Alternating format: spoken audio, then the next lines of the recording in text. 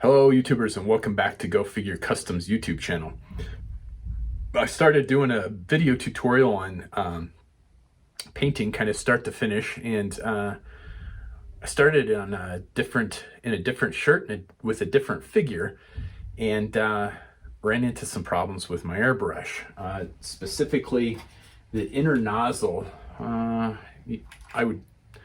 You can kind of see it in that little vial in there. That little inner nozzle gets clogged pretty easily, and it also splits. So when you get a split in the seam on that thing, it doesn't maintain an airtight seal around the needle any longer, and then it doesn't work. Your airbrush doesn't work anymore. I've gone through probably about half a dozen nozzles on my airbrush in the maybe 2 years that I've had it, maybe more. If I have a problem with my airbrush, and I have an Iwata Neo, it's not the cheapest, but it's definitely not the most expensive. If I have a problem with my airbrush, it has always been that inner nozzle. It's an $18 part from Amazon. They usually can get it next day. It was Sunday and then a holiday, so I had to wait a day or two to get it. But I've not had to. It's a very simple airbrush to strip down and clean. Unlike my buddy JD, co-host, who got a Badger, it's not even in the room, it's in another room, which was incredibly hard to strip down and incredibly hard to keep clean, and certainly not designed for the paint that we use for customizing.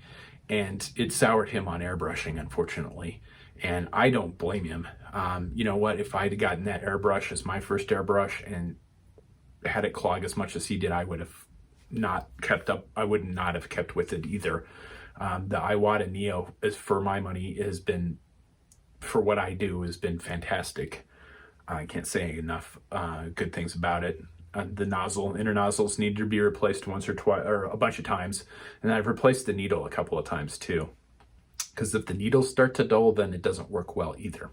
So anyway, I started with another figure, which this might end up being 2 tutorial videos. I don't know. We'll see. They'll be long. So I don't know. People don't tend to stay tuned into long videos, but we'll see. I'm probably not going to do, if it ends up being 2 videos, it's going to be 2 long videos and not like 4 videos for each figure. Otherwise, it will just be too confusing to see what part's what and where, just how how YouTube shows videos. But anyway, we started with the Techno Viper version 2, and that's where we ended up on the video shoot. We'll get back to that one. I'm going to, because I want to work on another figure instead. With the classified figures, there's been the most recent announcement from Hasbro was a Kamakura figure. I'm not a big fan of the ninjas. I was when I was a kid in the 80s, all about the ninjas. Loved the Sho Kosugi movies, Enter the Ninja, American Ninja. I know that wasn't a Sho Kosugi movie, but still. Couldn't get enough of ninjas in the 80s. Storm Shadow and Snake Eyes were just the cherry on top as far as I was concerned for that. And I always thought Kamakura was kind of an interesting figure, or interesting character as well. I thought it was a really interesting choice for the classified line. I'm not a real huge classified fan. I can take it or leave it. I mean, I did buy a couple of the Alley Vipers just because I love Alley Vipers. That is probably my number one or number 2 favorite all-time figure. So I had to pick that up. And Major Bloods, I picked him up because he was one of my favorite characters in Firefly. And I'll be picking up the version 1 Storm Shadow and Spirit because those are, again, childhood favorites. So I'm not too shy about picking those up. But if I had my choice, I'd stick with 4 inches. However, where I was going with that was I was glad to see that the classified line's getting some depth, some of the newer characters. You know, if they're going to do Kamakura, man, I'd like to see like a Blackout or something, somebody newer, somebody like that, somebody cool, somebody bad. But anyway, so I had a beater figure that was gifted to me. I don't remember by who. I had a one of my followers sent me a bag of parts to use, and then my buddy here in town, TA Smart, gave me a bunch of beater figures to use up for customs too. So it came from one of those two guys. I don't remember who. And then JD and I were talking about Kamakura and the release. Kind of just, you know, it was an interesting pick, and how they're going with the windowless boxes, and just kind of the whole interesting choice that is for Hasbro.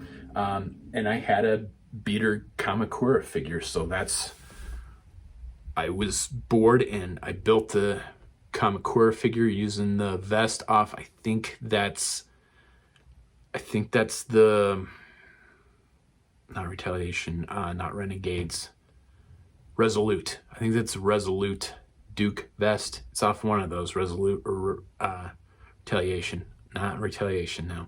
Anyway, it's off one of those figure, and then plate carrier off a BBI figure, and then the rest is just the figure that it came, was just the beater Kamakura figure. The joints are pretty loose on this. I'm not too worried about it, again, because I card all my figures, so as soon as he's done getting painted, he's going to get carded, so I don't really care how loose he is. So let's get started. The thing with the Techno Viper version 2 is I knew exactly what colors I wanted to use. At least I thought I did. I ran into some... I used a color I hadn't used, and it gave me an interesting effect. I'll talk about that in the other video.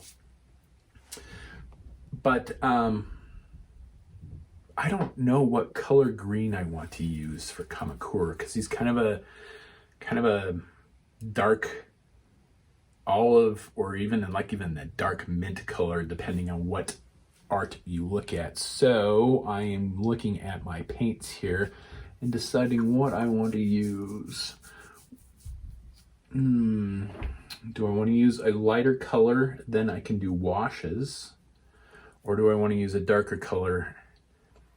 Yeah, I think what we're going to do is my painting style. What I like to do now is I like to airbrush a base coat on, and then I will do a wash with a darker color, and then I'll do some dry brushing with a lighter color. So I'll use like a mid-tone, darker wash, lighter dry brushing. So this is actually pretty light, and I'm going to go with Tamiya sea gray, or light sea gray. Even though it says it's gray, it's pretty green, and it'll definitely be green after we do some washing on it. The airbrush is going to run in the background. I don't have one of those really nice silent compressors, maybe in the future, but so the compressor is going to run, so sorry about that in advance. We're going to keep that on here. All right. Tamiya paint has the virtue of running extremely well through an airbrush. I liked it before, but I like it even more now because it runs really well through the airbrush. I don't usually use a thinner when I use Tamiya unless it's been sitting around for a while, but I do use the flow improver, and because you can get your paints too thin, and then they just splatter and it makes a mess. And if it's too thick, then it clogs up. So I do 1, 2, 3 drops of flow improver, and then I'll stir the paint before. You're running a little low. You don't need a lot of paint through an airbrush. And of course I've already primered it. And airbrush, and I've talked about this in the other painting tutorial video, but who knows which one will go up first. So I'll talk about it again. I'm not sure where my paint stirrer went. All right, hang on a sec here. Because I've been tearing apart my customizing area the last day because I've lost, there it is. I've lost a part for a custom that I'm working on, and I can't find it anywhere. And it's really annoying the hell out of me. So anyway, airbrush puts down a very, very light coat of paint. So paint rubs are a thing very, very much a thing. So you definitely want to primer beforehand so that the paint has something to adhere to. And then you definitely need to seal afterwards to make sure you keep the paint on. So we've already got 3 drops of flow improver in here. So I'm going to add just a little bit of paint because I can always add more. Tamiya, like I said, runs really well through the airbrush. I used to use a paintbrush to mix that up with, but I just use a old discarded airbrush needle, and I just stir it a little bit in there. And I think I've seen other guys, they'll mix the paint in the mixing cup and then dump it in there. I'm not that fancy, but a little bit of paint will go a long way in an airbrush. So what we're going to do is I'm going to do the Kamakura, the legs, arms, part of the chest, part of the back in this green. We'll do the head and part of the neck in a kind of dark gray. Then I'm going to do the vest in a dark tan, and then the lower legs and lower legs and feet are going to be that same dark gray that I do the head in, and then the arm pads and arm guards and leg guards will be a dark metallic gray. So let's get started. I don't do really fancy stuff with the airbrush. I've mentioned before, I'm just going to lay down base coats, and it's definitely worth having an airbrush just to lay down base coats because of how thin and even you can get the paint and how quick it will be. So I'm not going to time lapse this at all. This will all be real time, except for when here's Alice with her toy. She was playing out in the kiddie pool out back and wants to continue playing.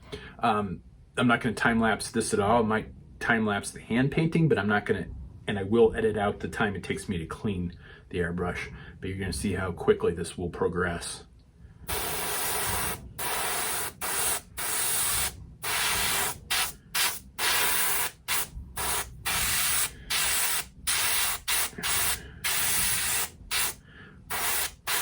And a shout out to my buddies, again, JD and Lance Crownover, who are surprised that I'm making a Ninja.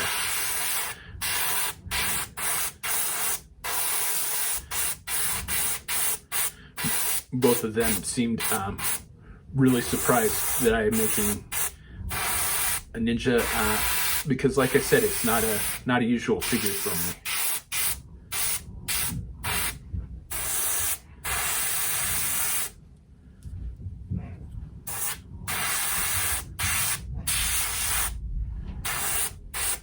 And it gets a little, I don't color within the lines with my airbrush, so it's kind of sloppy. I'll go back and touch it up by hand later. Right now we're just doing base coats.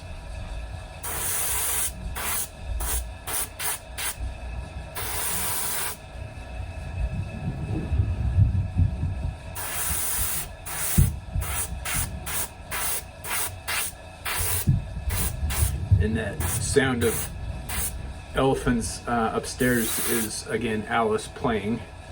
She's pretty wound up. She got to go to the vet today for her checkup and ice cream. So, yes, Alice is fine, JD.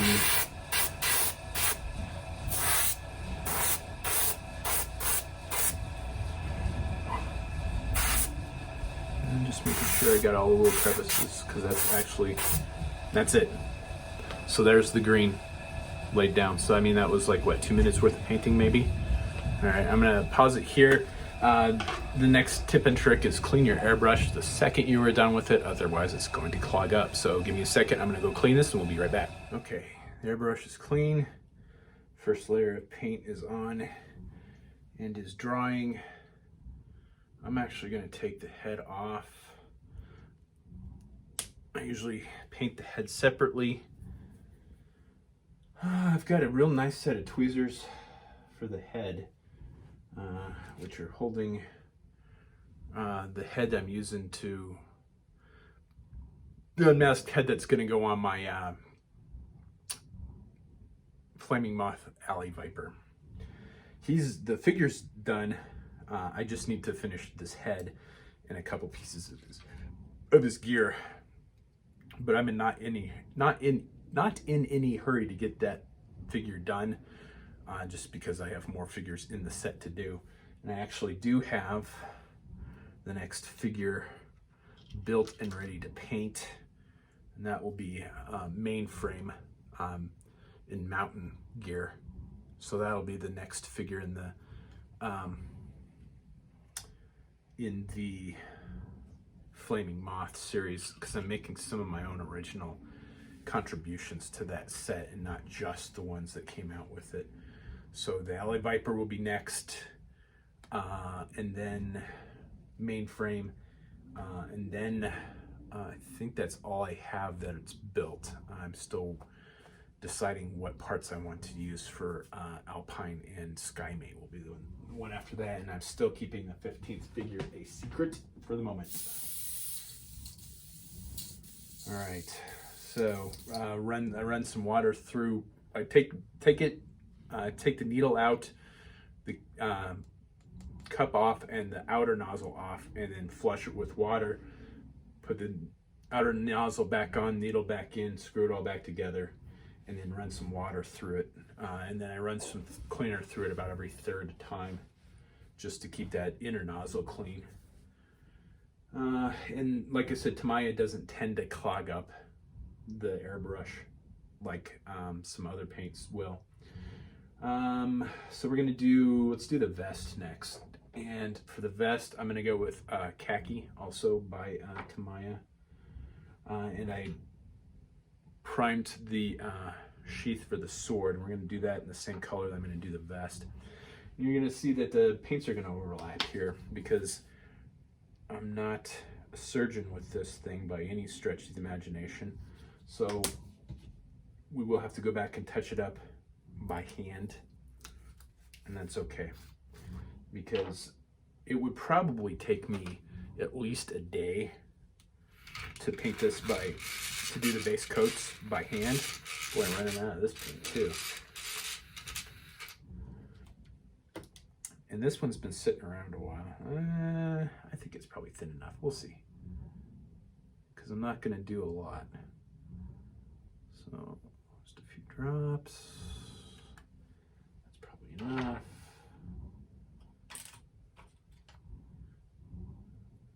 Mix it up. I think my buddy from Dan from Vega Customs does this sort of thing, live streaming. I've thought about that. Maybe we'll look into that in the future. I don't like the thought of doing live streaming stuff when I don't have a plan on what I know what I'm doing. Because a lot of my stuff, I'm like, I just kind of come up with it as I go. So like my Alley Viper, I just came up with a camo pattern as I went, built it as I went.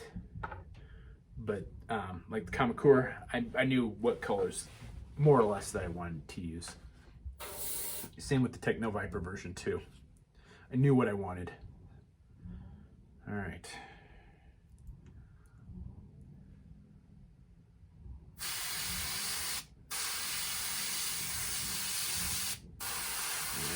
See, that's a little thin, but it'll be all right.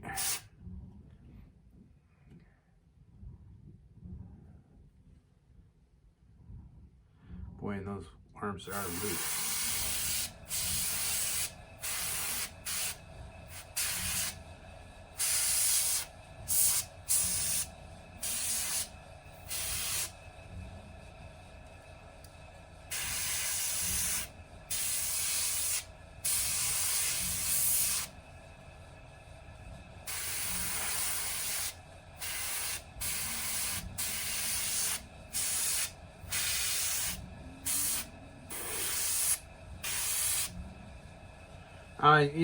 One of the things I am going to say real quick is this is not the way to do it. This is a way to do it.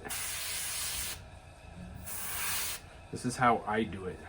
That doesn't mean it's the right way or it's the wrong way. It's just a way to do it. If this helps you fantastic. If you watch this and go, that's stupid, that's fine too. Okay. Yeah, it's pretty wet, but that's all right. So there we go. There's just the vest. I think that was the only thing I was gonna do. Oh, did I miss a spot there? Yeah, I couldn't do.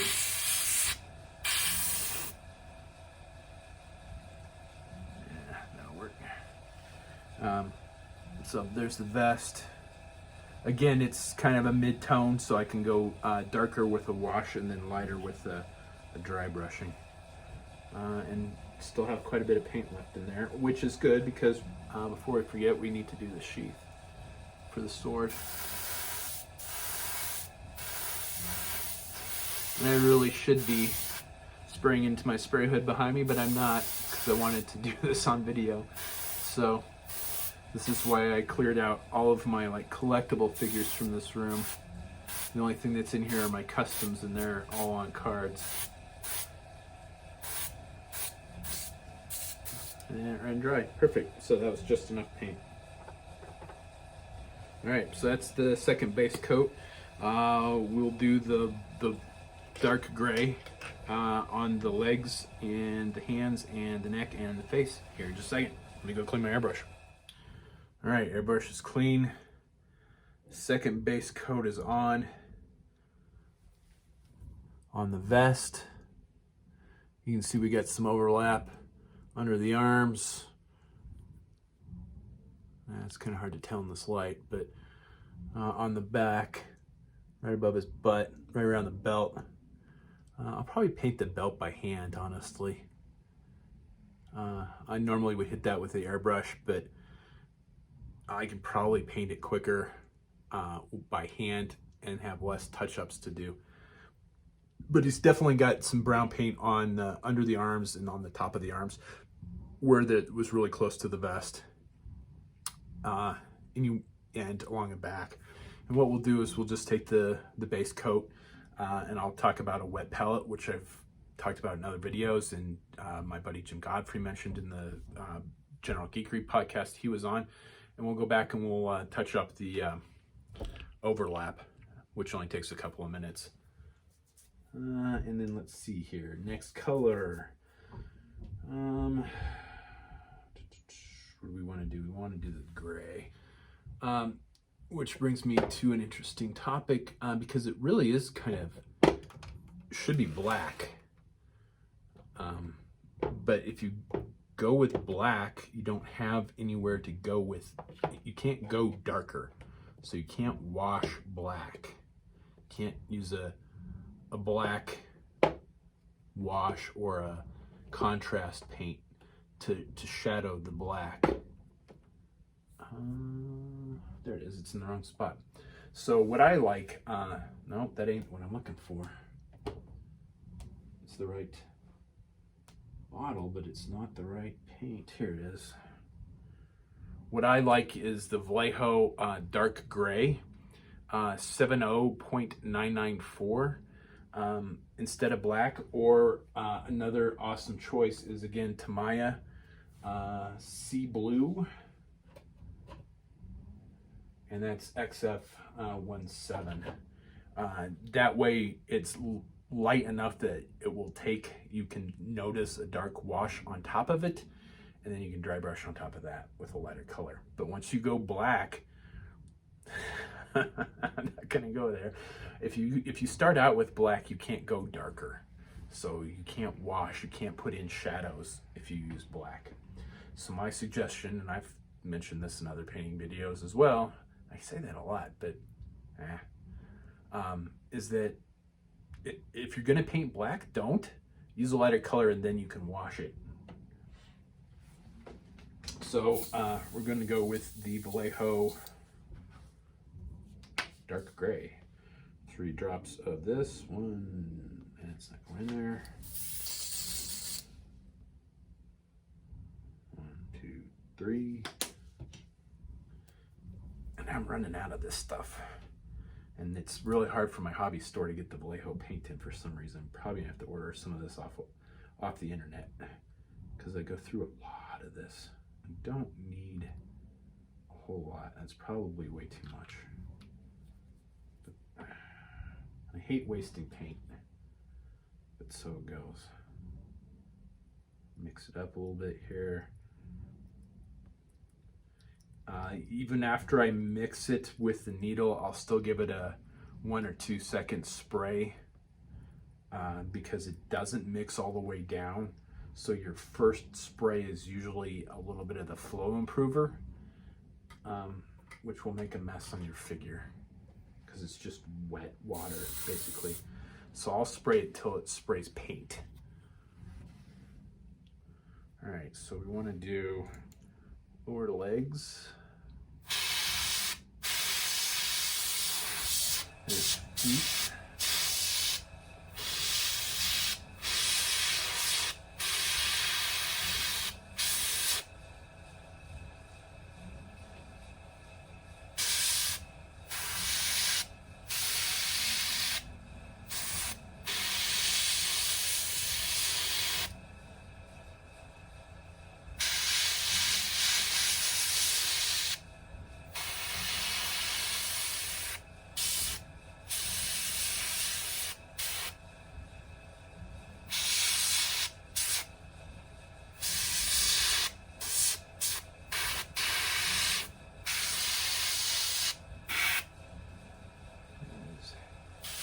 Hands.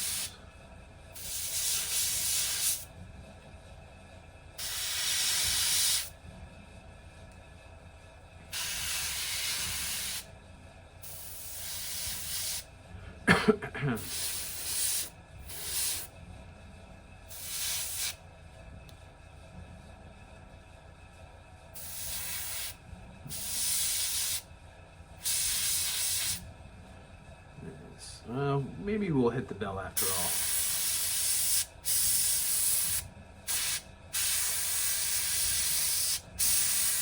Just a little bit. I'll do just do a little bit on there, and then I can touch it up by hand.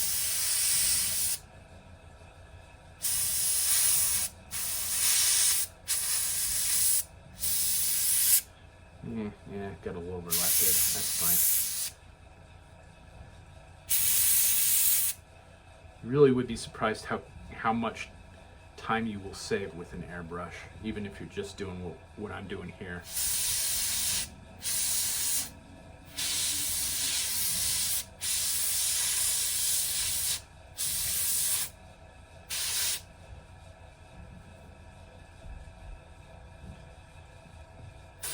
Again, this is one of the reasons that I paint on a figure stand, so I don't have to touch my figure, because you are going to get paint rubs with an airbrush until you seal it. And you could do multiple coats. I usually just do one because I'm doing other painting on top of that. So there's the dark gray on the lower legs, hands, and then the neck. We need to do the head real quick here.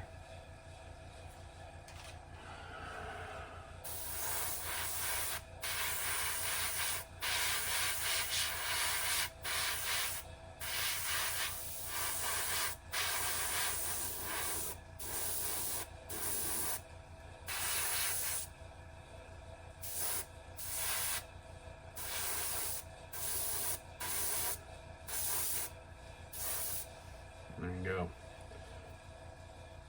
And that's the third base coat down.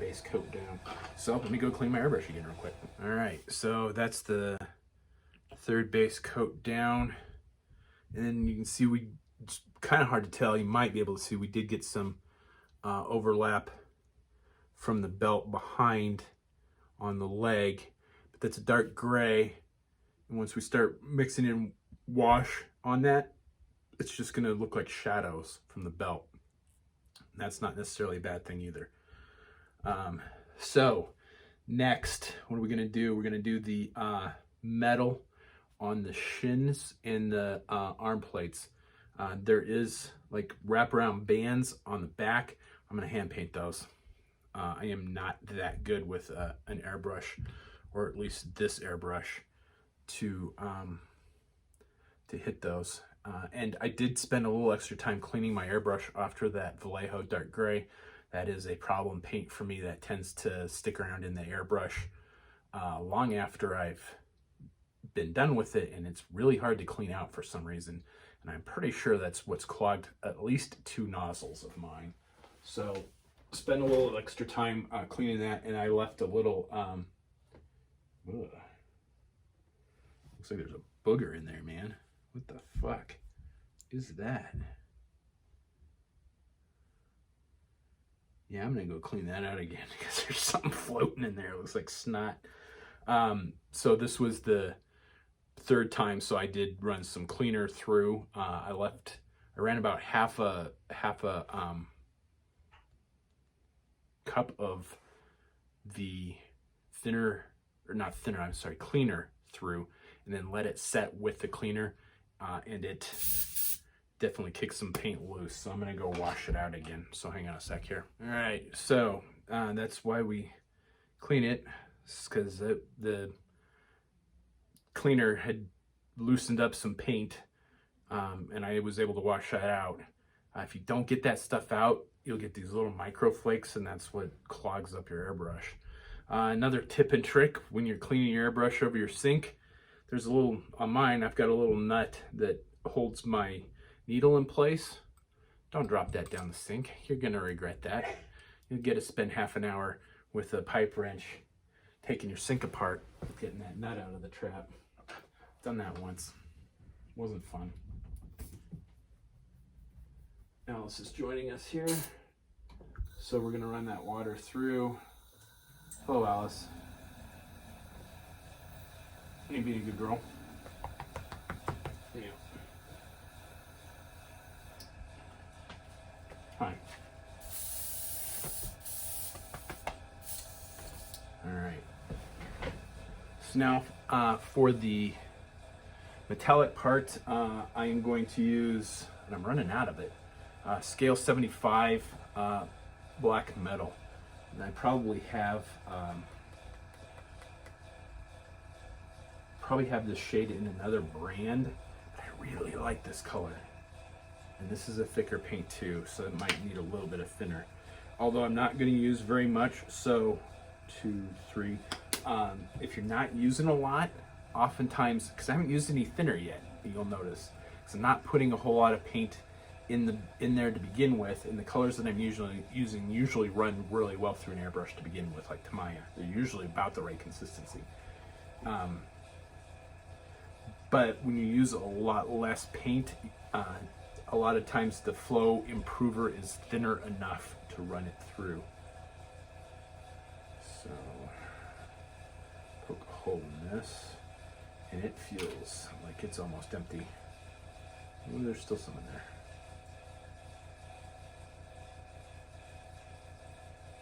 Don't need very much. It's probably way more than enough.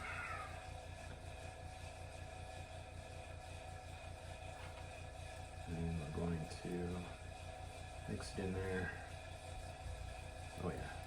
Not going to need any thinner with this, because I only put a couple drops in there, and there's enough flow improver in there to thin it out. So you don't always need thinner. It's really just is lessons learned on how thin you need your paint to be to run through there, to run through that airbrush without clogging it. And unfortunately, the best way to do that is experience. All right.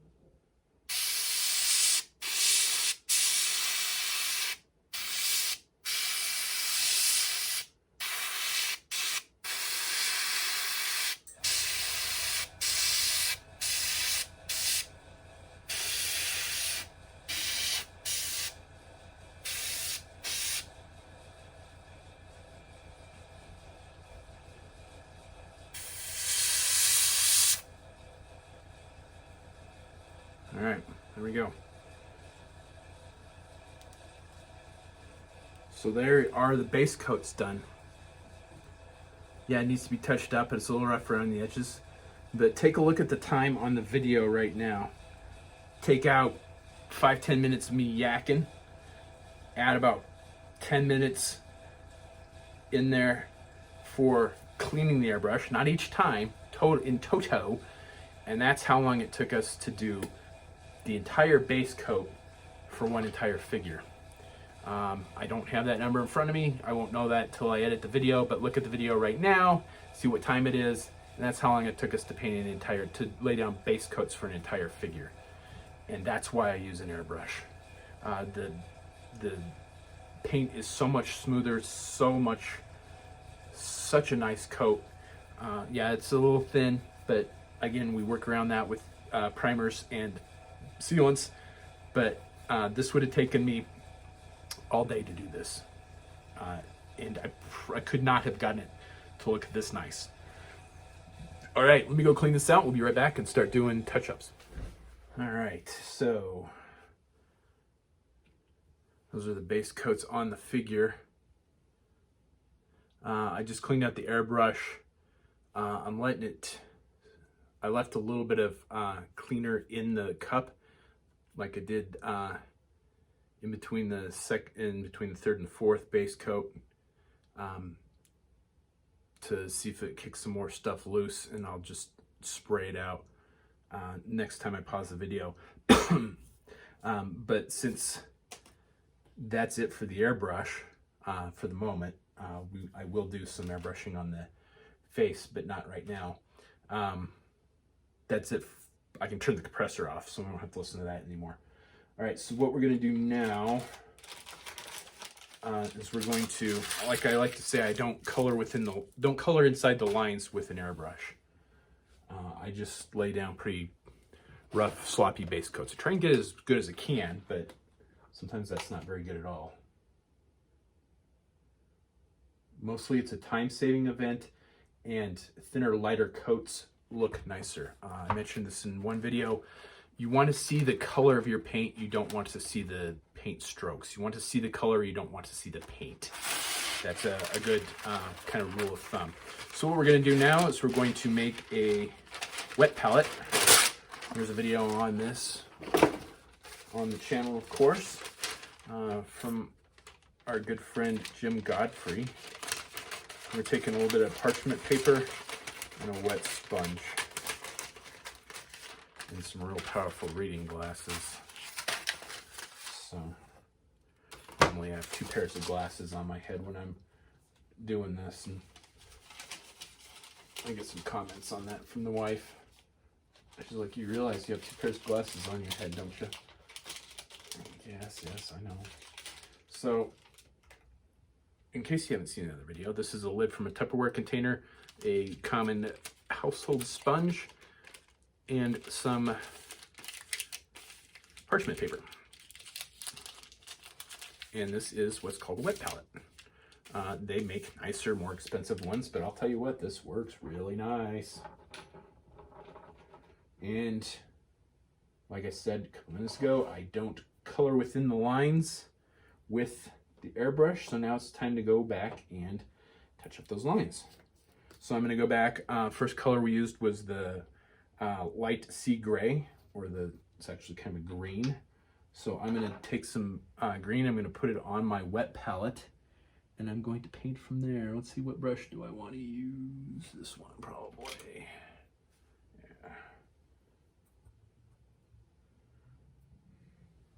Yeah. The wet palette will keep the paint from drying out while I use it, and thin it down. Again, thin light coats are what you want. You want to see the color, you don't want to see the paint. You want to see the color, you don't want to see the strokes. All right, so let's see what got colored outside the lines. Shoulder.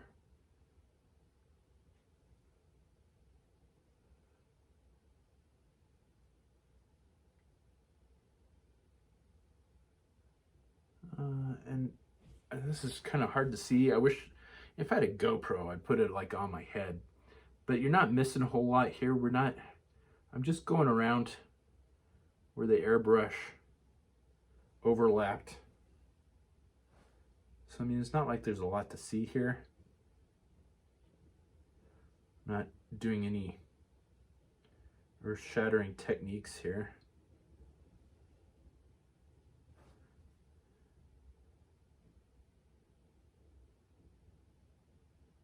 We are just going back and defining where colors are.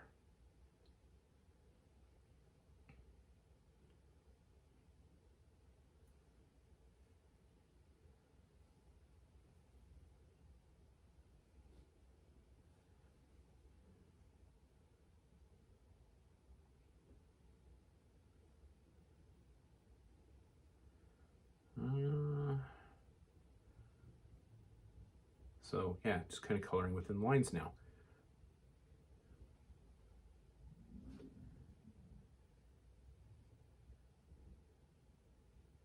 Making sure the paint is thinned out enough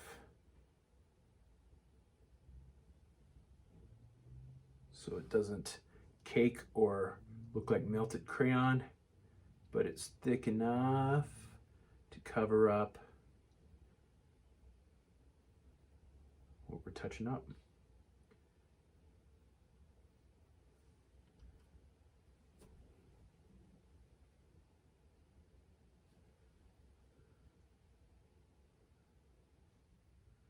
And unfortunately, these colors are pretty subtle, so it's, even when I get done, not gonna have anything like earth-shattering to show you here.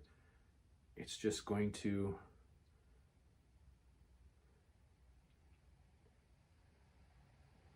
not have overlapping colors. We're getting where the overlap from the metallic was as well on the arms.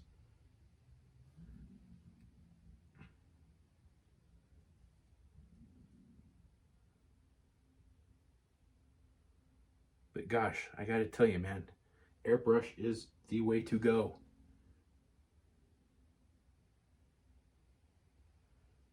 You cannot tell that this is not, it looks like factory paint just because it is on there so thin and so even. And you don't need any special techniques to do it. We're just spraying base coats down and then thinning out paint to touch up the overlap. Need to put a little more paint on my wet palette here, a little drop of water.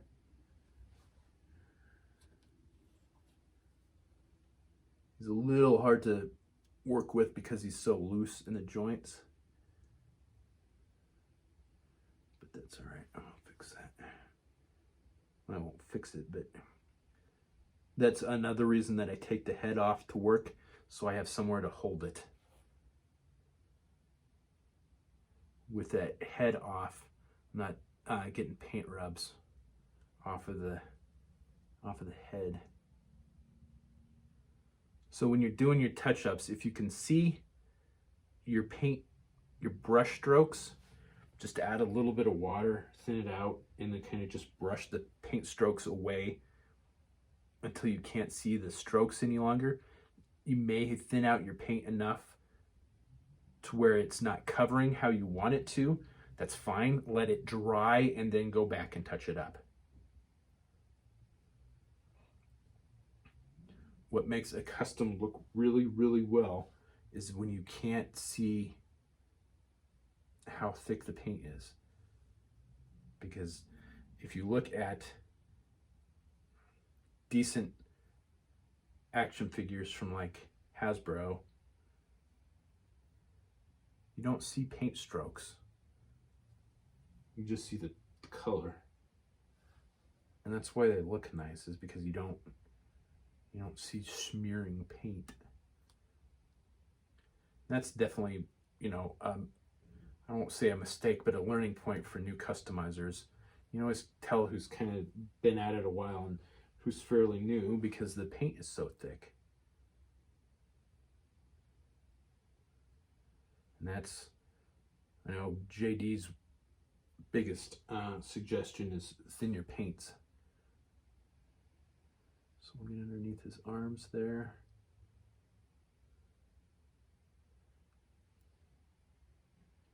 And my lighting's not exactly the best, so try and get this lighting as good as I can.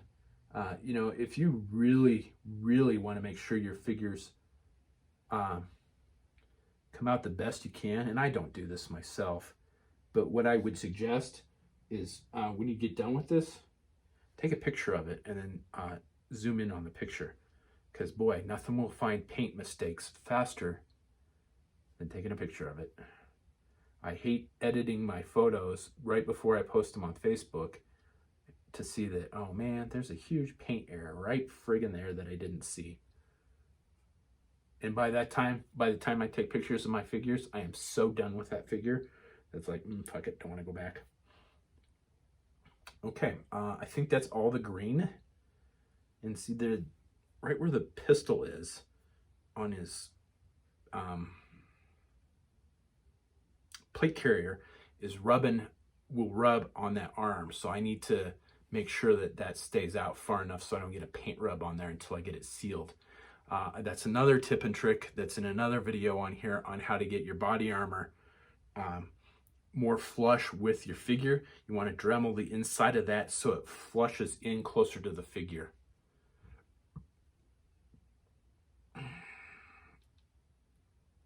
Because I had someone tell me one time, is like, I don't like how that figure looks because he can't put his arms down to the side. You know what? He's right. I've worn body armor for years, and I can put my arms down to the side and never had that like puffin look. So I worked that problem out, and it does look a lot nicer. And I recommend doing the same thing if you're going to add pouches to figures, like the Marauder Task Force pouches. Dremel them like halfway down. Dremel, if you're going to fit them to a rounded area, Dremel a rounded area in there and fit it flush. Look at pictures of body armor with pouches on it. Look at backpacks. That stuff doesn't stick out like this. It's flush to the person, to the plate carrier, to the body armor, and you can imitate that by just Dremeling it out a little bit. All right, so that was the green. Let's do the gray real quick here, because there's probably some overlap of the metallic onto his feet. This is the gray, right? Yeah. So I'm putting just a little bit of gray on my wet palette. Not a lot, because I don't have a lot left and I don't want to waste it.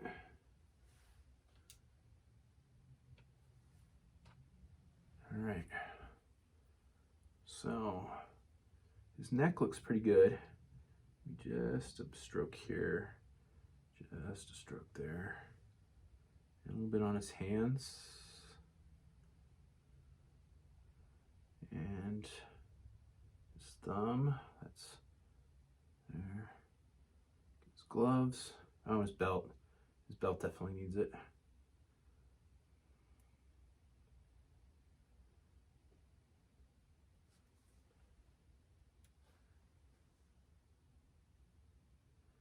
All right, so let's get his belt. We'll go over the belt with a black wash.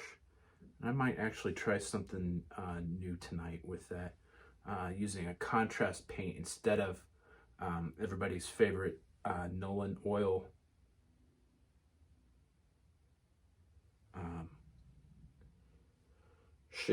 shadow. No, what is it? Yeah, the shade. The Nolan oil, they've changed the formula on it and it dries glossy now, which is another reason to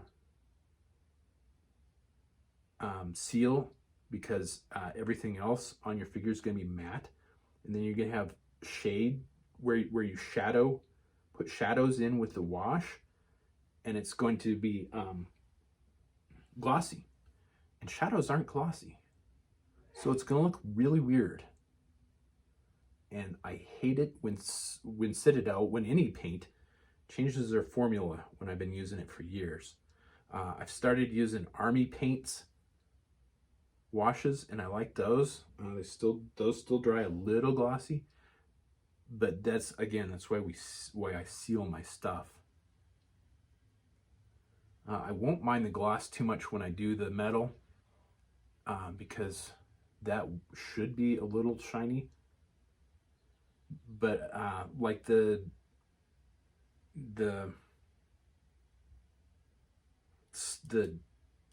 shit sepia that I use, it dries glossy too, which really pisses me off. So Citadel, stop doing that. Shadows aren't glossy. Why do you do that? You're making me mad here. All right, so that was all the gray. I don't really need to go back and touch up. Well, I might touch up the brown a little bit. We'll see here. What are we doing? What are we doing? What are we doing? What are we doing? We're touching up the metallic, right? Yeah, let's go to the metallic. Just a little bit of the, because I didn't get around the edges too well. And I need to paint the straps on the back of the leg too.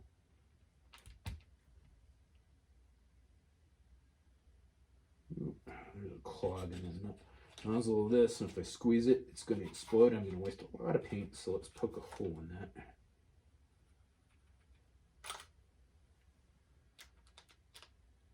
There we go. That's still a lot of paint.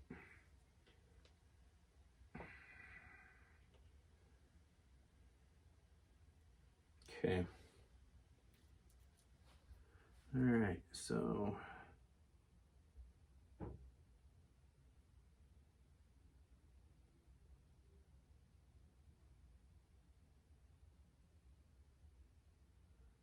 just getting the edges of it.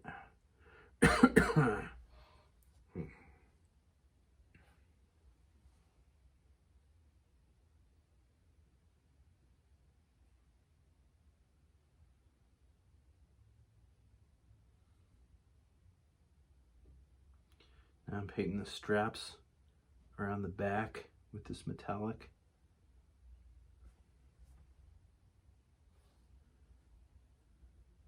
I might need a smaller brush for this, but we'll make do with this.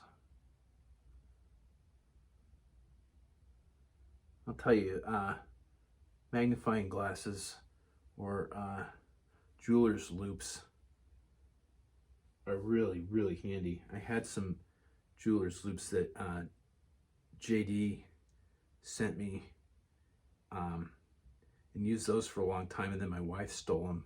She makes these, they're not puzzles. They're made out of, they are kind of like puzzles. They come in on sprues, and then you take them apart and then you make whatever the thing is of it. So she's working on this Terminator right now, and she's been working on it for a couple of months, and she took my loupes. So I went back to my reading glasses. But magnifying glasses really do help get those fine areas. And as I've mentioned before, painting details in your figure, you'd be surprised, even on crappier figures, how much detail's actually sculpted into the figure that just doesn't get painted because the fine detail painting costs the company more, which would then cost you more, which you're not going to pay for, so they don't do it. But there is usually a ton of cool stuff just sculpted into figures that just doesn't get painted. So if you want your custom to stand out, paint those tiny little details, different colors than what it already is. All right, and we're gonna do he's got 3 magazines in his vest. We're gonna do these in this dark metallic black too. I kind of like a lighter color, but these work too.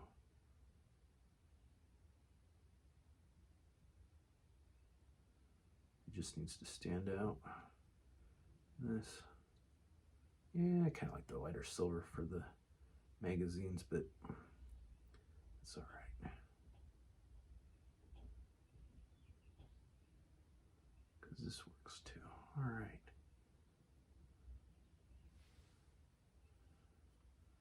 My arm just likes to swing around. I wish I'd tightened up the joints on this a little bit before I got started on it, but yeah, so it goes. I don't think it's too bad for a beater figure.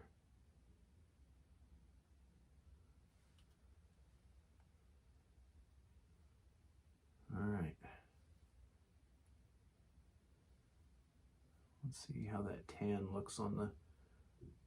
I didn't paint on or around that vest with any other color, so it shouldn't need the tan should not need to be touched up because I only did the vest. So that is step 2. Well, test step 3. Step 1 is priming your figure for painting. Step 2 is laying down your base coats, which we did with the airbrush. Step 3 is painting within the lines, and we're done with that. So I went back with each color, except the tan because I didn't need to, and painted over the overlap with thin coats to get an even mix of paint, to paint the overlap. And that's base coats done. So time to move on to step 4, which is we're going to start doing washes now. What wash do I want? I think I want, nope. I'm going to use Anthonian Camo Shade. Have a video on this too, how to make your camo look better. Especially like woodland colors, any green color that has green in it, even if it has brown. I do this with I do a light coat over all of my like green camo, and I do a same thing with like desert camo. I'll use a tan wash and blend it all together. You do that and your camo doesn't, that's the thing with like Hasbro's camo, is it's so poof, poof, poof, poof. There's, colors are well defined. Camo should blend. That's the whole point of camo. So blend your camo with a little bit of wash, and you'll be a lot happier with your camo. So I mean, there's a lot of videos that are already on this channel that we're kind of all putting together. So you're kind of seeing it all. Let's see. I have a brush for this. This will work. So, and this is an older bottle of this, so they haven't changed the formula on this, so this should dry matte. So, I'm not looking forward to, although I did buy a army paint of this shade wash, but I haven't used it yet. All right, so we're gonna load our brush here, and then I'm gonna just slop it on. Just dab it on, and then move it around to get it in the crevices. And I want it fairly thick. I want it because I want that paint to settle in the crevices to look like shadows. So this actually goes on fairly thick. And what's kind of nice about this is you can dab it here and there. So put a little bit more here, a little bit less here, a little bit more there, and it will look more realistic. Because nothing is one, in real life, nothing is one color. It's different shades on how the light's hitting it. So I'm just gently slopping it on there.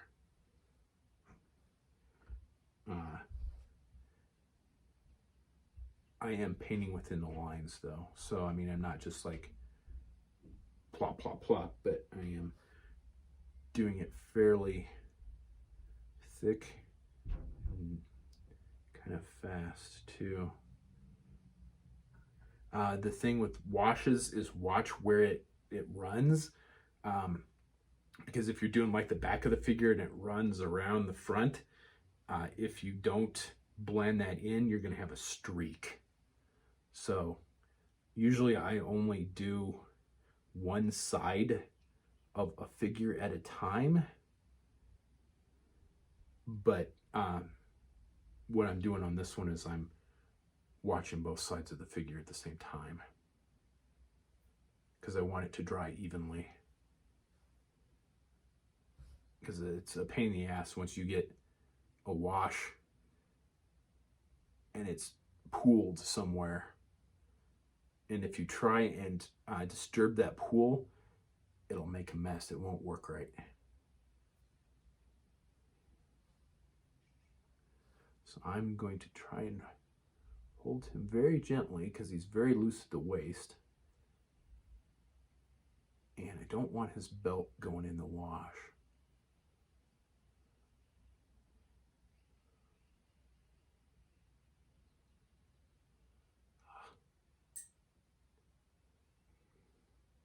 And yeah, this is where having a GoPro would be handy to see what's really going on here. Because now it's getting interesting. Now we're putting some depth into the figure, to the painting. This is kind of where it goes above and beyond. Kind of what a lot of customizers do. Not all of them, but a lot of them. And there's not anything wrong with what they're doing. There's definitely people that make their figure look like Hasbro production. And the people that do that really well, I really like how those figures look because it's like, man, that looks production. My figures don't look production. I don't want my figures to look production. There we go. And then once I have this base coat of this wash of green on, I'm gonna let it set and I'm gonna let it dry. Number one, because it's dinner time and I'm hungry, and it's grilled hot dogs tonight, which sounds really good. So I will want to go to dinner here in a minute. However, if you don't want to wait, like if I wanted to shoot all of this tonight, and I still might, but if I wanted to not wait for my wash to dry, what I would do is I'd go over it with a hair dryer, low temperature and low fan until the wash is dry. Hair dryer is a very useful customizing tool. I was going to do a video on that too. I may actually have. I don't remember what I have and have not done. All right, so I'm going to go look around, see where the wash is too thick, paint it out. Where it's not thick enough, it's not thick enough on those kneecaps. Let's get a little more on the knees. All right. Let's more up top here. Blend it in. All right, I'm going to look at it real quick and make sure I'm not going to have any pools drying where I don't want them to. I think that looks pretty good. Maybe back of the leg.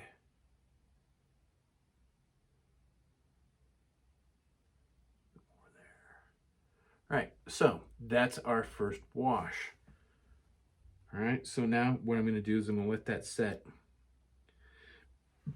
Actually, wife hasn't called me yet. I really should let it set, but I'm not going to. We're going to do the wash on the vest real quick.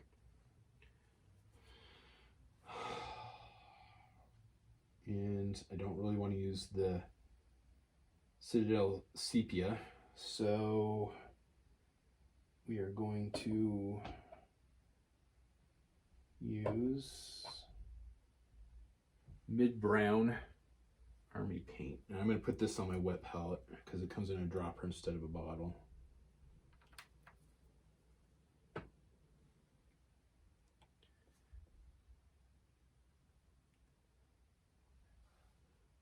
So same thing, I'm just painting it on very thickly. We're just dabbing it on to get it in the crevices to really bring out the sculpt, the detail, and the shadow.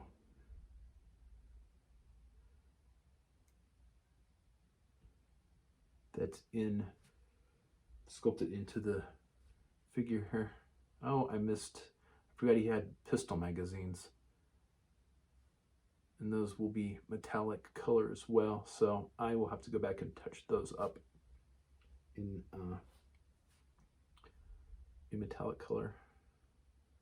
And that pistol should be a different color too. See, there's always something that needs to be done.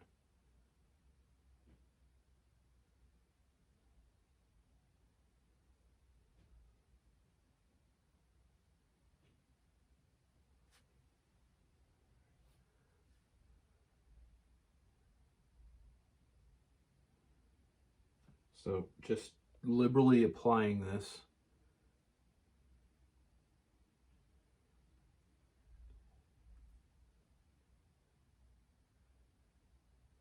In the area so it kind of pools in the creases. All right, looks pretty good. Look at the back too since we're here.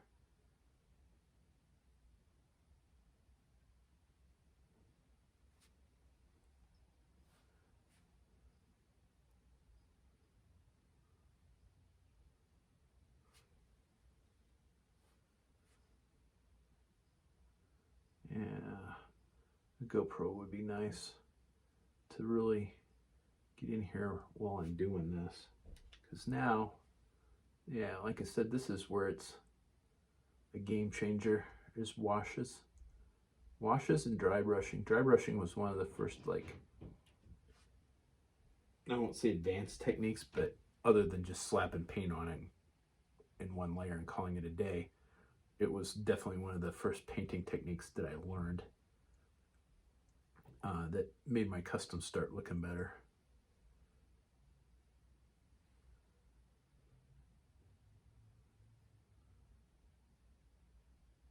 All right.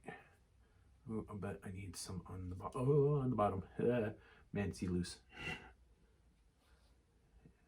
Need a little bit on the bottoms here.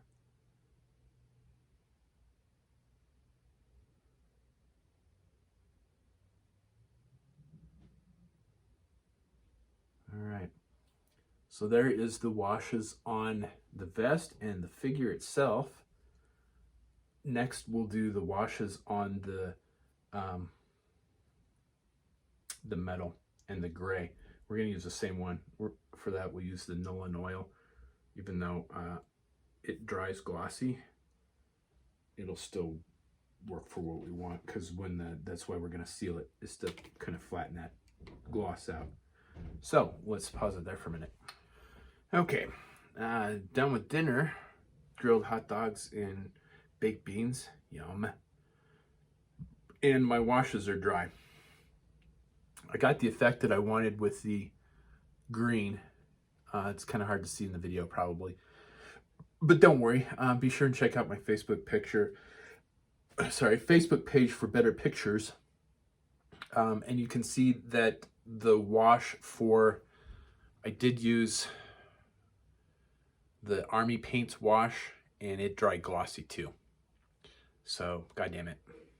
But again, we're gonna seal it, so that will take the glossiness away. And I really like how the wash came out, like especially on the legs.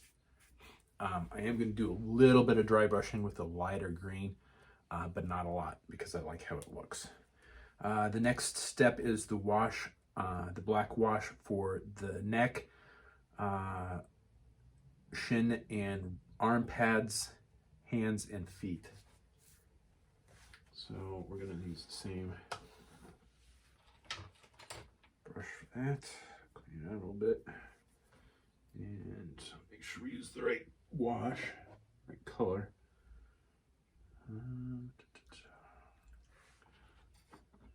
Use the black Nolan oil. Actually, you know what? No, we're not.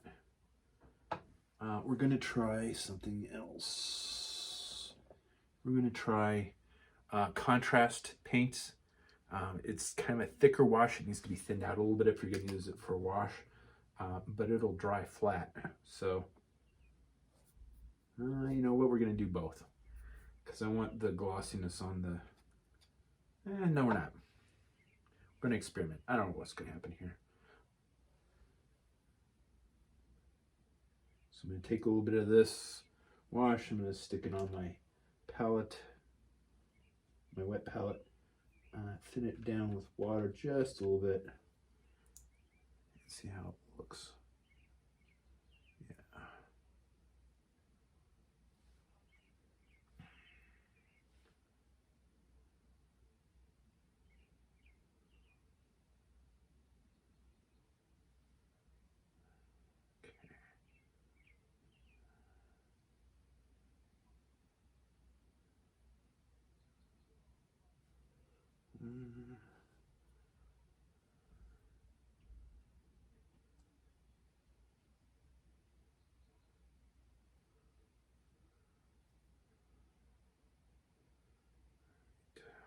Yeah. Okay. Yeah.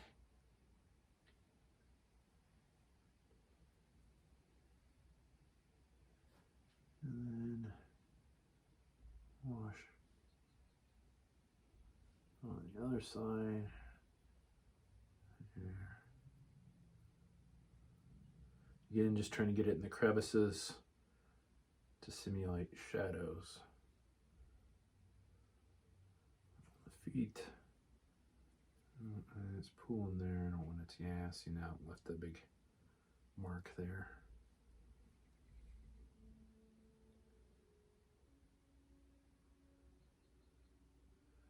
Dramatic music in the background, but maybe you can hear it, maybe you can't. Star Trek. So watched Star Trek The Next Generation with dinner, and then now it's Deep Space Nine, and then it'll be Voyager after that every night. So let's pull in the belt here.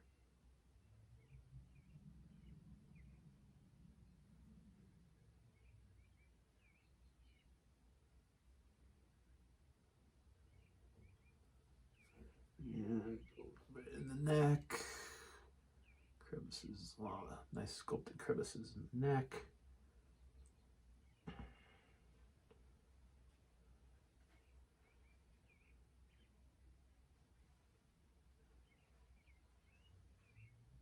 And then the back of the foot here, the back of the leg rather.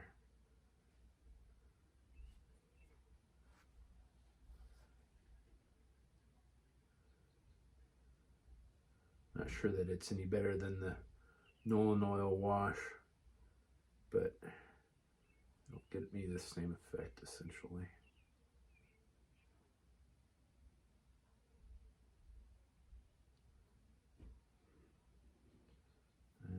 Pool in here. I want it to pool.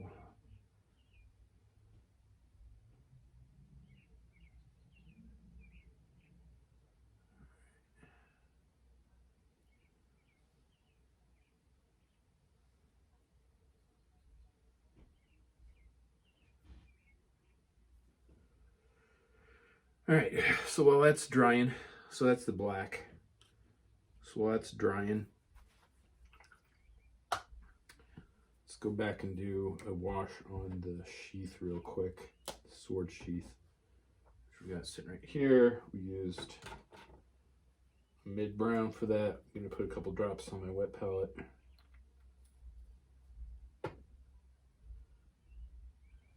And I'm just gonna kind of just dab it on there.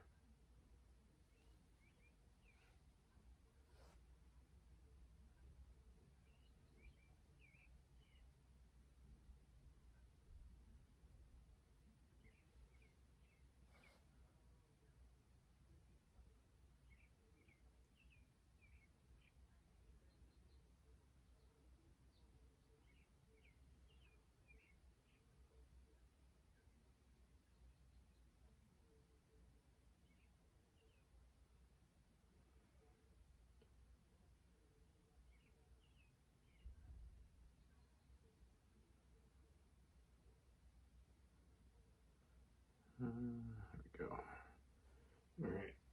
let that dry for a little bit. So that's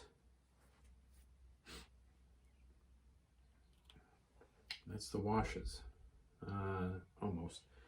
I'm gonna do a little of the Nolan oil on. I went back and painted the pistol magazines, even though it doesn't have a pistol. Oops, no, that's not what I want.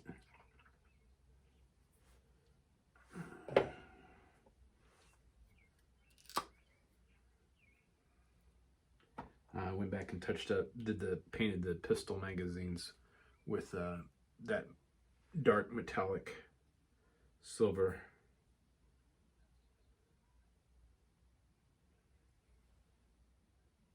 Yeah, I'm not real impressed with the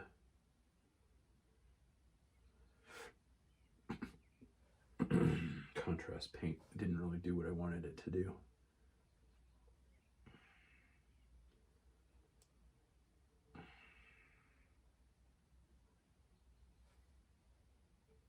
So I'm going to put a little bit on the shin guards here.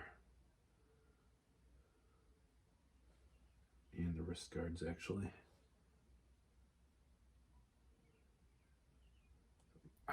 A little thick. Let's thin that out a little bit. Here comes Alice.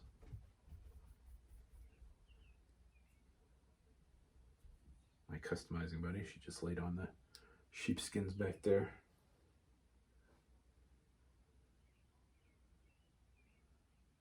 Yeah, I wasn't real impressed with what the contrast paint did, so I'm going back and slapping a little bit of the Nolan oil over the top of the contrast paint.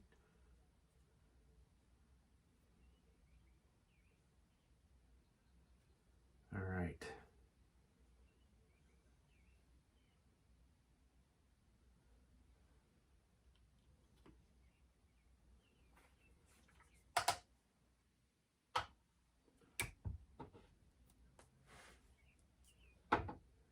All right, so that's the washes. We haven't done the head. That needs to set. That needs to dry for a minute. So let's do the head real quick. Where did I set the head down? Where did I set that head down? It's on tweezers. Should be right here somewhere. Uh-oh. That's not a good sign.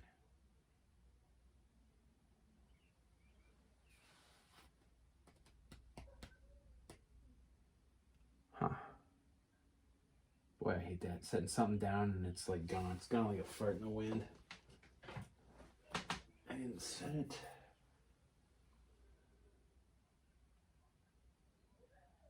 Here it is. Just blends in with everything. All right, normally what I do for the skin is I airbrush on Pink Horror and then airbrush on Barbarian Flesh from Citadel Paint.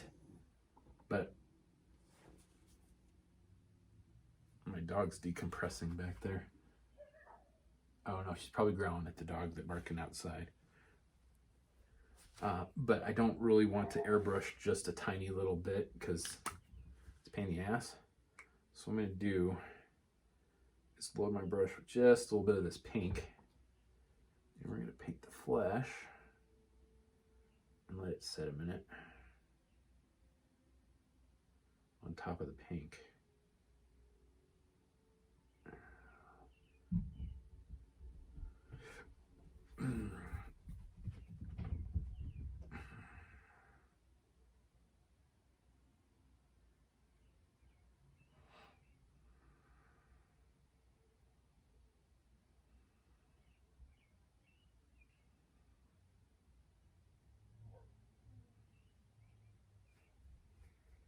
Okay, so painted the flesh pink there, and then I'm going to do just a light coat of flesh over the top of that. Kind of a wash almost. That has to dry now too. Actually, we can do the wash on the head though while that's drying. So let's do that. We're going to use the Nolan oil wash because I don't really like what sometimes that contrast works well as a wash, sometimes it does not. It did not tonight, but that's fine.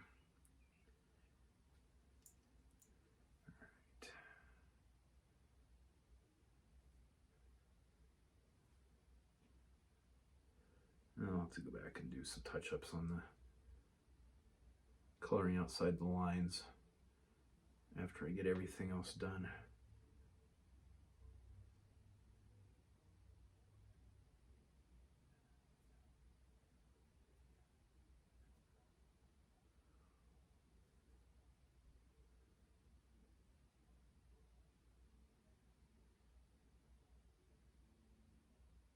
All right, so just a little bit of wash on the head. That needs to dry now. All right, so as I mentioned previously, I don't want to wait for that wash to dry. So what I'm going to do is I'm going to hit it with the blow dryer on low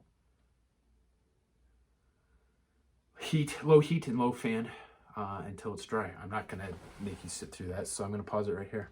Okay, I hit the figure with the blow dryer for a couple minutes to get the washes dry. And that's where we're at on that.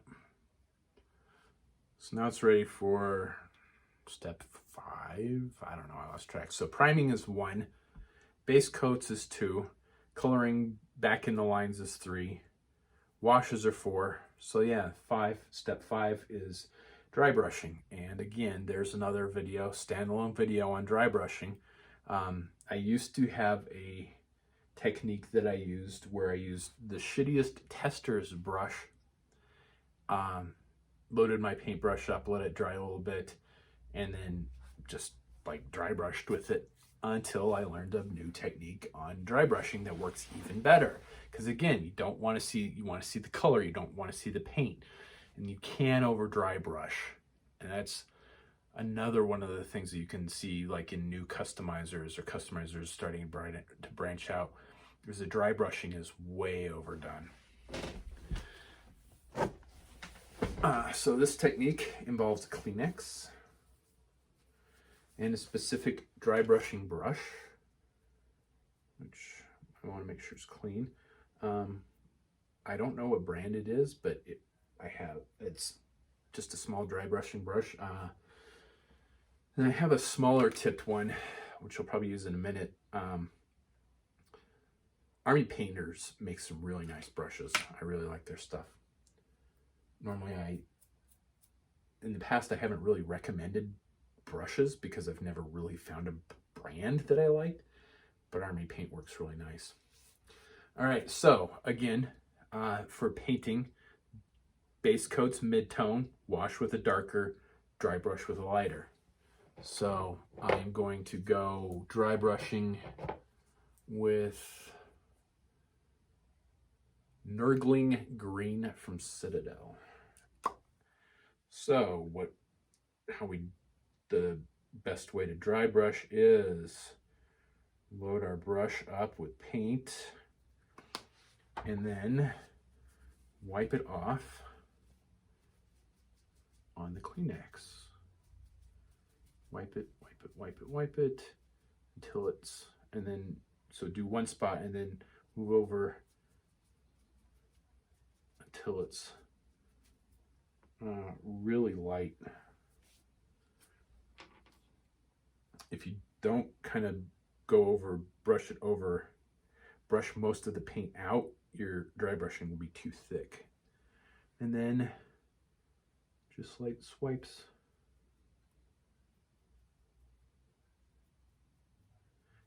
And while the wash is, you're trying to get in the crevices, the dry brushing, you're trying to get on like ridges, areas that stand up.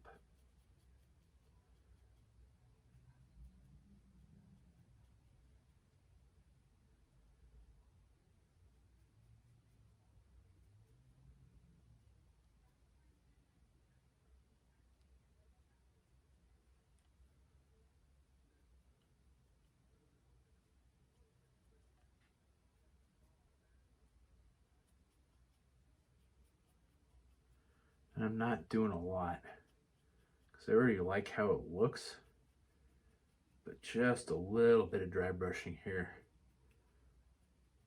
will really make it stand out.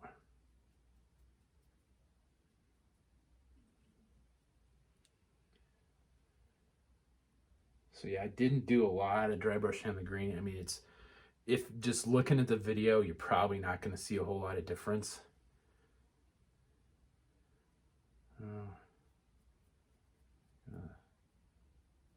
Spot there.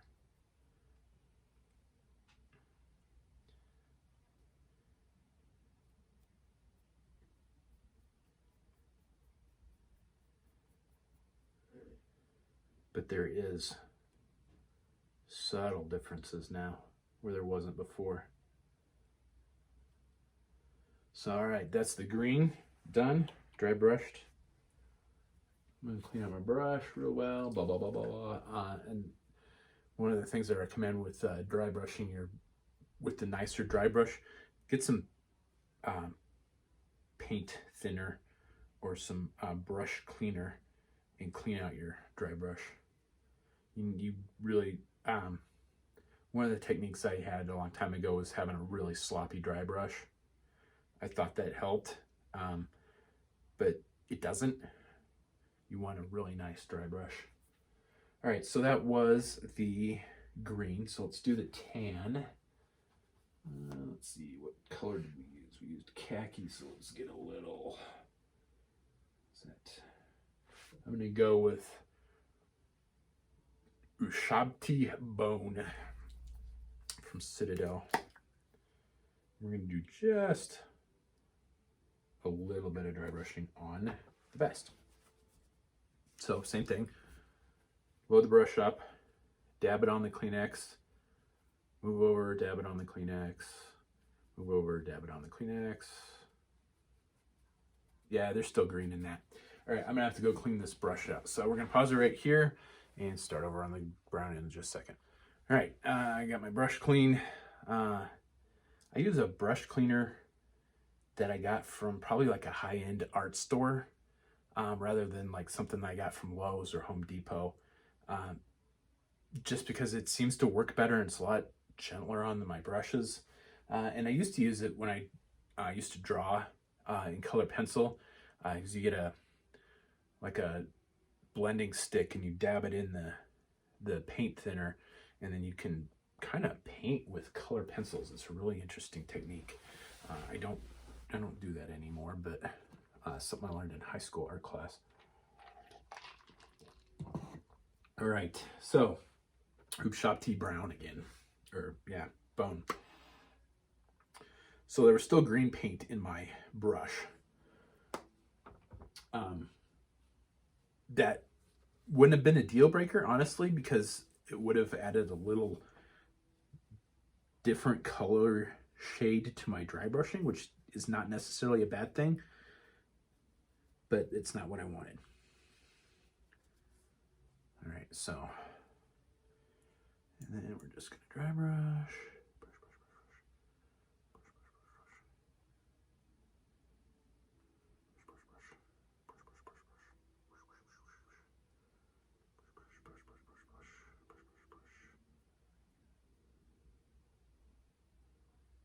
I don't like how dry brushing works over a slick surface, which is what the gloss does, the gloss wash does now. I don't know why they do that. I hate it when people change formulas on paint that I've been using for so long.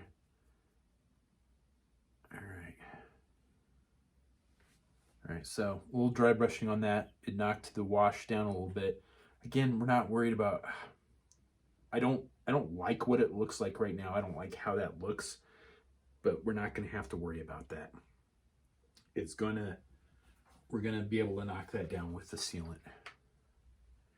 So clean the brush out again. All right, what's next? We're gonna do a lighter gray on the neck and back of the legs. I'm thinking Administratium Gray, which is right here. And we need just, I'm probably gonna use my other brush for this. That's a big brush. I want a small brush. So, same thing though. And it has kind of a chiseled edge, so you can kind of get in crevices with it. which is something I couldn't do previously with my previous technique. So again, dabbing it on the Kleenex, dab, dab, dab, dab, dab, dab, dab, dab. And then move to the side, dab, dab, dab, dab, dab, until it starts thinning out quite a bit. And you'll think that you've wiped it all off your brush, but you actually haven't. And then we're gonna brush, brush, brush, brush. Detail brush, detail brush. Ooh, yeah, that looks nice. And then back of the legs, brush, brush, brush, brush, brush, brush, brush, brush, brush, brush, brush, brush, brush, brush, brush, brush, brush, and his feet, brush, brush, brush.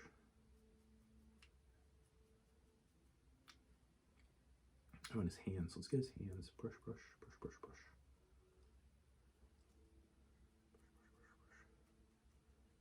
And then his feet.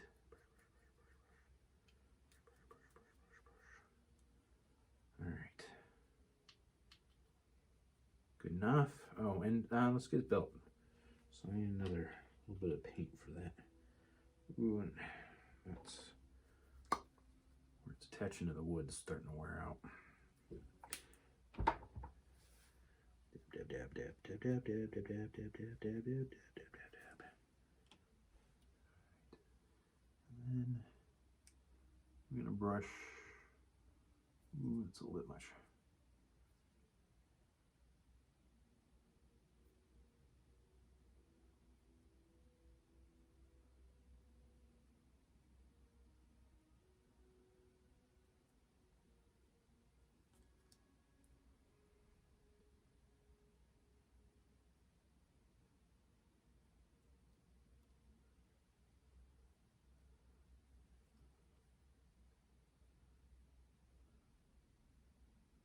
And I'm really kind of going to town on the black belt because he's wearing a black belt. So I figure it's his black belt.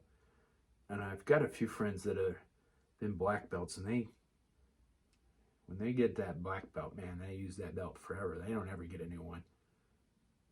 So they aren't black anymore after a while. They're gray.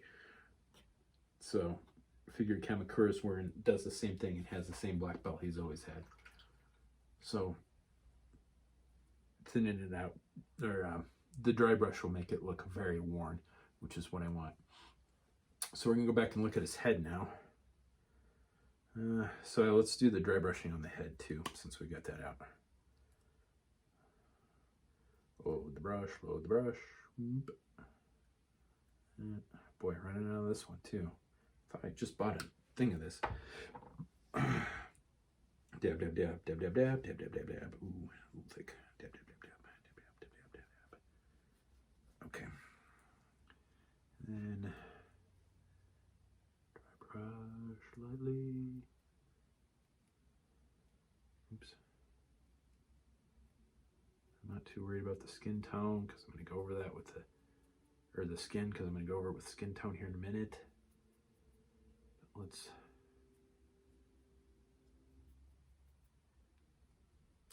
Oops.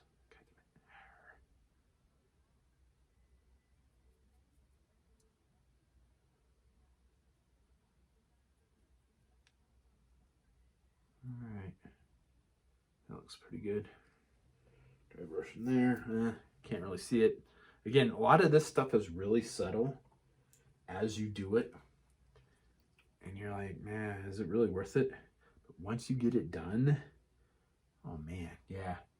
It's the subtle stuff, man. Paint details, a little bit of wash, a little bit of dry brushing. It is the subtle stuff that really makes your customs pop.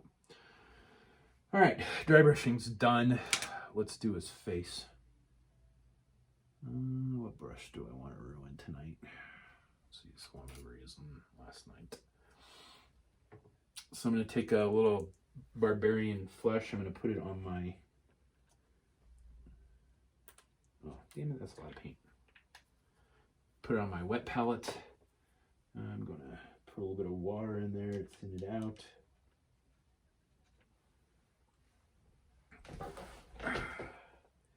And then we're going to just do light coats. Like almost kind of a wash, because I want some of that pink to show through from behind, because then makes it look like perfused flesh.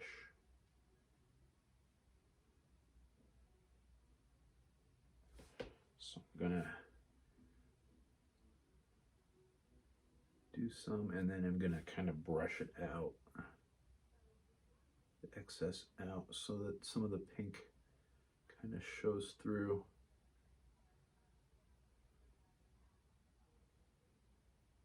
Almost dry brushing it in, not quite. There we go. And it's real hard to see on that. Sorry. I mean, there is like no way I can do that without some sort of specialty camera. All right, so that's kind of the flesh. We'll do the eyes here in a minute. I fucking hate doing eyes. Because partially because I'm blind in one eye, so I don't have any depth perception. And then I have a benign tremor in my right hand, in my painting hand. So it's really hard for me to have a steady hand to paint sometimes. All right, the next thing we're going to do is we're going to take a lighter metallic shade of silver. Let's see, what do I want here? Is that too light? I'm not sure. What do I want here? Speed metal, yeah. All right. So mid-tone base coat, darker wash, lighter dry brush. So I'm using Scale Colors Speed Metal. We're gonna put a little bit on palette again, and that's probably clogged up because I don't know that I've used this color. I used it at some point in time, but I was gonna say I don't think I've used it very much. There we go. Okay, this is gonna be a really light dry brush, really light color. So I'm gonna really try and not use too much of it. So load my brush, dab, dab, dab, dab, dab, dab, dab, dab, dab, dab, dab, get most of it out of my brush, because I want this to be very subtle.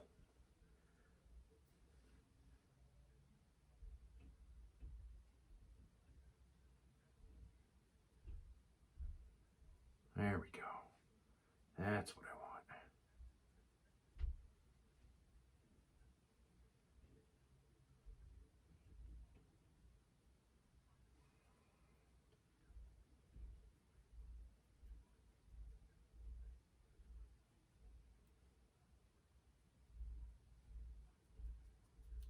And then on the other pad, oh yeah, that's nice. Very subtle. Oh yeah, that look nice. Okay. So that is all of the dry brushing. Because I've done the green, I've done the tan, I've done the black, and I've done the metal. And we've done his head. So now that just leaves the last step, which is detail painting. And he doesn't have a lot of details to go back and touch up. I'm going to go in with a real fine brush and paint the straps over the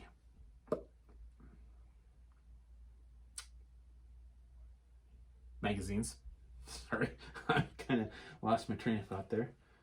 Let's look at his head. Oh, we need to dry brush the sheath real quick. Let's do that before I forget. So we're not quite done, I guess. Roll the brush, dab on the Kleenex, dab, dab, dab, dab, dab, dab, dab, dab, dab, dab, dab, dab, dab, and then dry brush.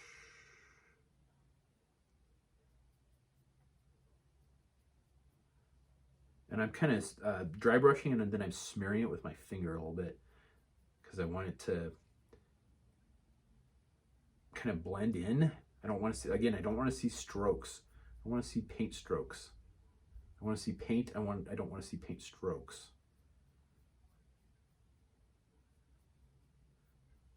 And it's really smooth and it's slick from both just being the smooth plastic, and the wash didn't help it either.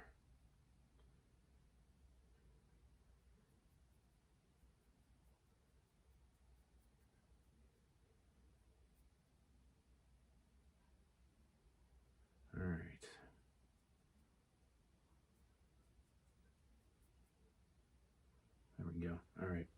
That'll look nice once it's sealed. All right, clean the brush out, clean the brush out. All right, detail painting time. All right, who we have that needs detail painting? Well, we need to do his gun, the pistol. We are going to do that with Sea Blue Tamiya. Let me put some of these paints away here.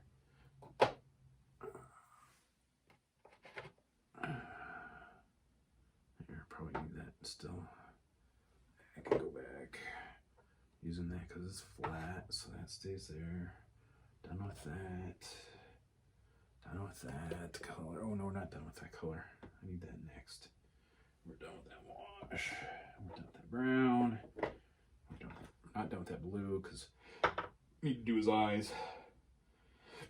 Oh, excuse me.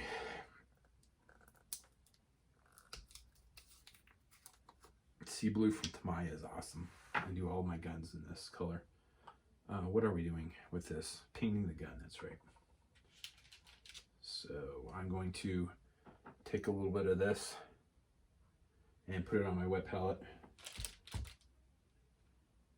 and thin it out a little bit and add a little bit to it. All right. I'm just painting the pistol. We're gonna leave the holster alone.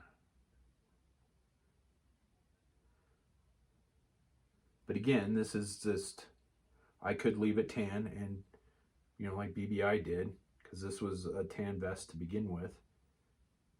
And nobody's really going to be able to see that pistol. But if you were doing this for yourself, or you're doing it for, if you do commissions, and, you know, that's something somebody's going to notice, and that you're going to notice. So look at the detail work in that. And that's, you know, what people say about the customs that I do is like the amount of detail work that I put into it. So, okay, so that pistol's painted. Oh, the radio.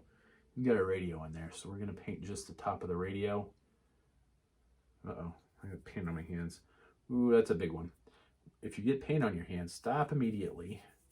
Figure out where it is on your hands and where it's coming from, so you don't get it on your finger, on your figure, because I've done that before, and that's a pain in the ass.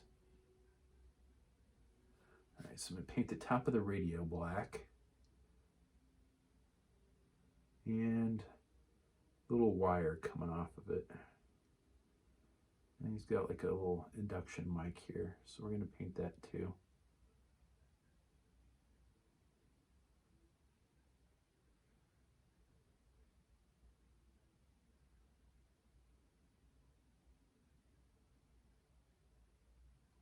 And actually, I'm gonna paint, he's got cat tourniquets in there, so I'm gonna paint those black too, or this sea blue.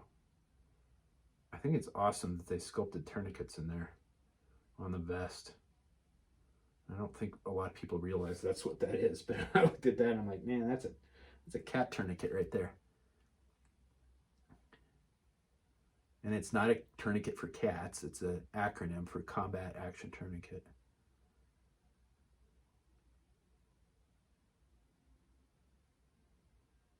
And they are traditionally an off black. So there we go. There's that painted in there. And I'm going to go back in and touch up the straps that go over the magazines. And Tamiya doesn't really work well for like fine detail painting. So I'm going to go in with a thicker Citadel paint that's roughly the same color. It doesn't need to be the exact same color. So I'm going to go over with coloring and sand. And I'm only going to paint a couple of really fine lines in there with a really thin brush.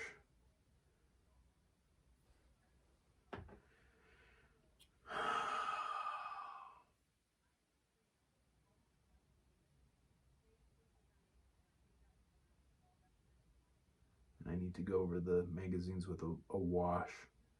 We'll do that here in a second, actually. So I should have done that before I did this, but I didn't. So, well, we'll go back. Okay. Yeah, I should have washed those with the black before I painted the strap over them, but I didn't. So now what we're going to do is use this fine detail brush again and drop a couple of drops of the Nolan Oil black wash into the magazines. Give them shading.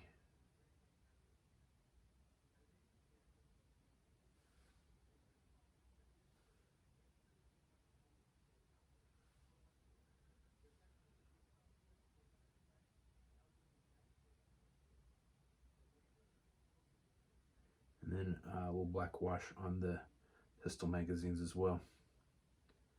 All right. Ooh, missed a spot there on that tourniquet. So we're going to go in with the fine detail brush and hit that swipe. Oh, I still have some on my wet palette. So that's what's nice about a wet palette is I still have some of that paint wet that I was using a couple minutes ago. It had dried out because it's on a wet palette. So I can go back and use paint that normally would have been dried out otherwise. All right.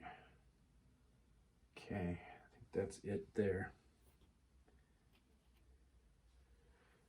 All right. Yeah, there's a couple different ways you can do eyes. How I do them is I put down the white and then I do the iris and then go back and touch up around the edges with a flesh. And there's people that are way better at it than I am. Again, my vision's shit and my hand's not very steady. So I do the best that I can and call it a day. Sometimes they come out real nice, sometimes they don't. It's nice when they do and it sucks when they don't. So I like War Paint matte white. I've used a bunch of different whites and I've never found one of consistency that I like. I do thin it out just a little bit.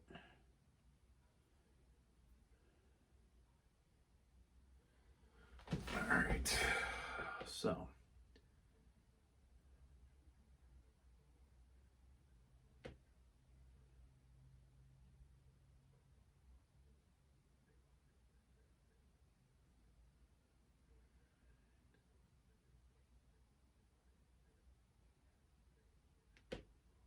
Okay, that didn't come out too badly.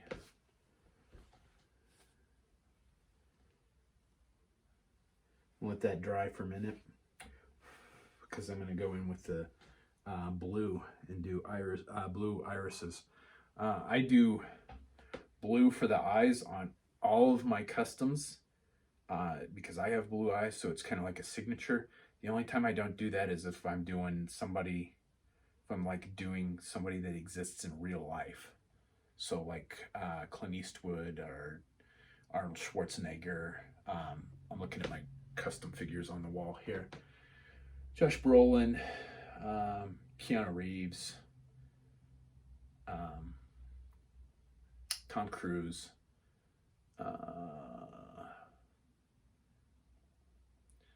Charles Bronson, Tom Hanks.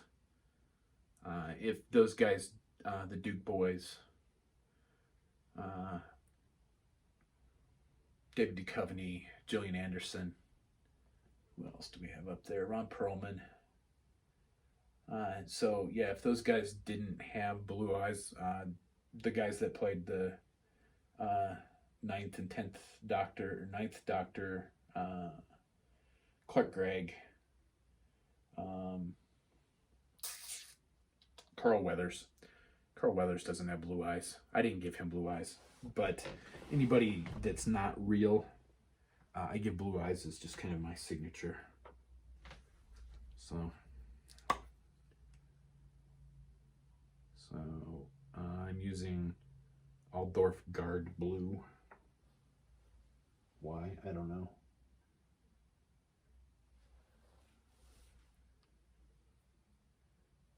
And then just doing just a little drop of it.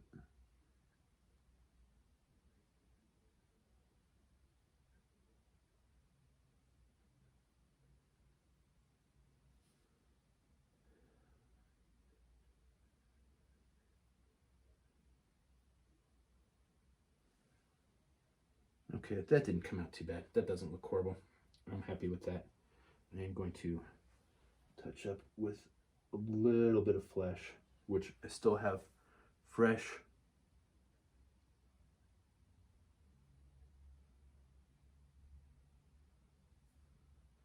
On my wet palette.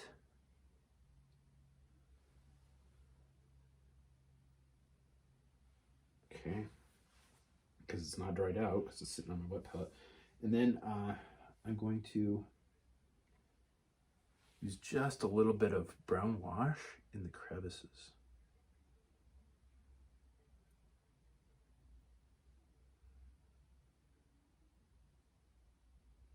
Normally I don't like washes on skin because it doesn't dry evenly, but like balaclava heads, this is a technique that I really like on balaclava heads that works really well for some reason.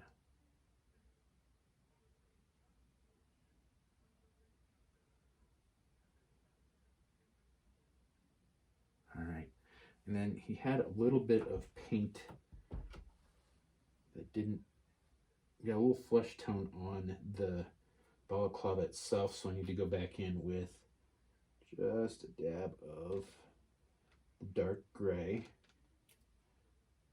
Oh, that's clogged up again. I don't want to splooge because I don't want to waste this paint because I don't have very much of it. See, yeah, just put out enough to paint a whole figure with it, and I just need a dab of it. God damn it.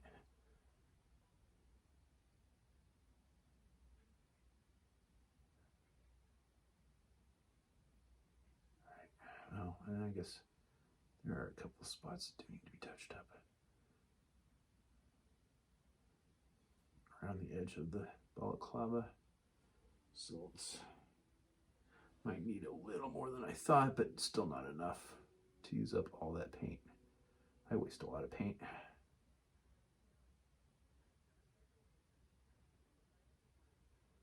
All right. Okay, so there's the head. Eyes are done. Dry brushing's done. Wash is dry on the magazines. He's ready to get sealed, I think. I think he's done. So what I will do is I will, actually I'm going to do a sword here real quick for him. Let me get a different brush.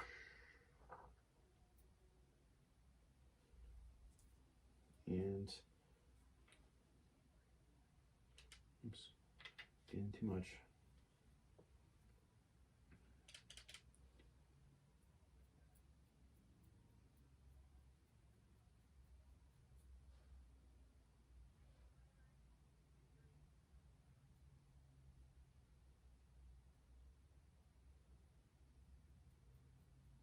So what I'm going to do now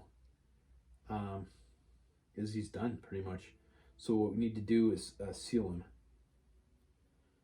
So our first step was priming him, right? Then we did that airbrush the base coats on.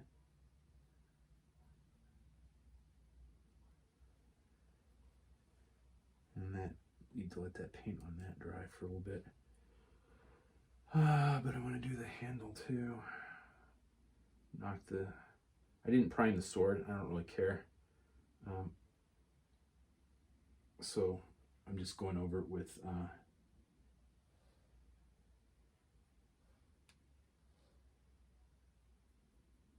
other paints. Just going over it with paint it won't, it has possibility to rub off, but I'm going to dry it or seal it, so it should be all right. We can give him a rifle because he had magazines.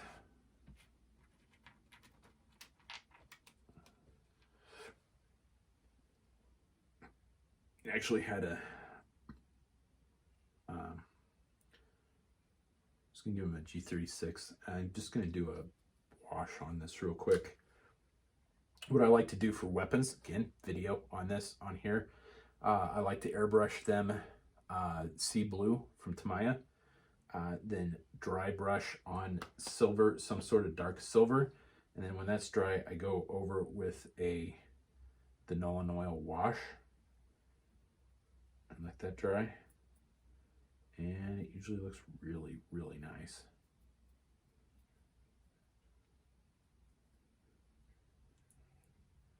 I think the dry brushing might have been too subtle on this. This is an old weapon, old custom. I'm just giving it to him because I had it sitting around.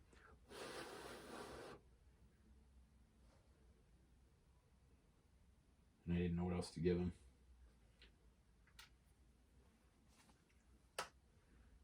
All right, so he is pretty much done. All right, so I'm gonna pause it here. I'm gonna go seal him. So I'm gonna use, I'll bring the sealant back when we're done.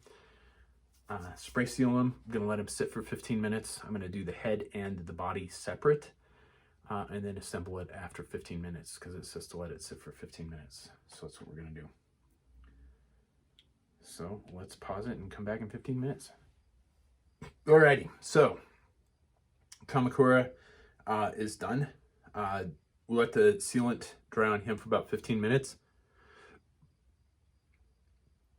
The sealant really evens out the different paint applications between the base coat, the washes, and the dry brush.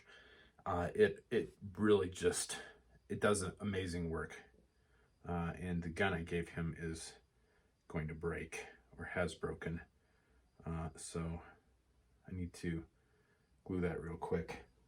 I didn't notice that until now, but that's an easy fix. Just to have a super glue here.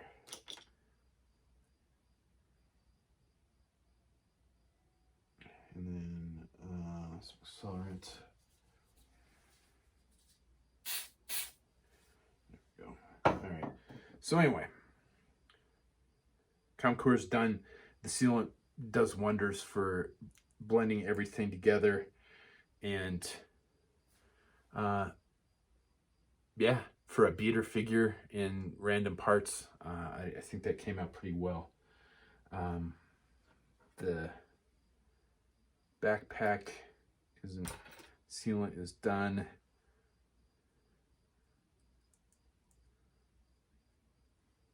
That kind of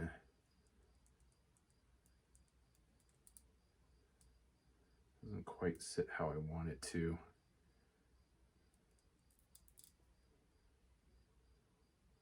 But it doesn't really, I mean, it kind of looks wonky back there, and it looks wonky off to the side either way. So we'll just kind of do that for now. But, and then I'm doing a wash on his sword. Right now the wash is dry on one side, so I need to do the other side and then seal it, and then that will be done. So that's kind of my final step on customizing, is doing accessories.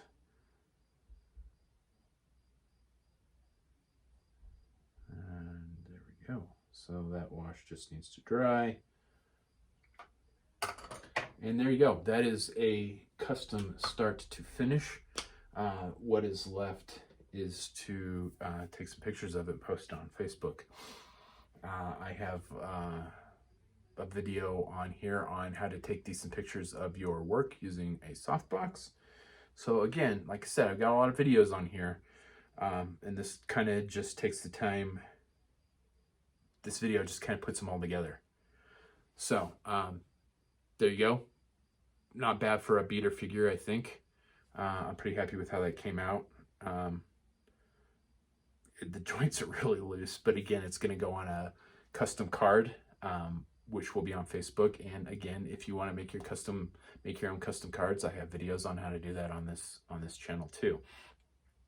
So I'm going to call that a video here, because the only thing that's left is for me to let the wash dry on my sword, seal it, and then take some pictures. And then I gave him a couple other weapons here. And I'm going to take some pictures, and then everything goes up on Facebook. So hopefully you found this video useful. As always, I don't think I mentioned this enough. This is how I do things. This is a way to do things. This is not the way to do things. Everybody has a different way of doing things. There are definitely people that do it way better than me. But if you can pick and choose on what works for you. You can try everything that I do, or you can pick and choose and find your own way. That's what's nice about customizing. But this is just kind of a condensation of all the tips and tricks that I've picked up over the years, and to get where I am to have decent looking customs. So as always, thanks for watching.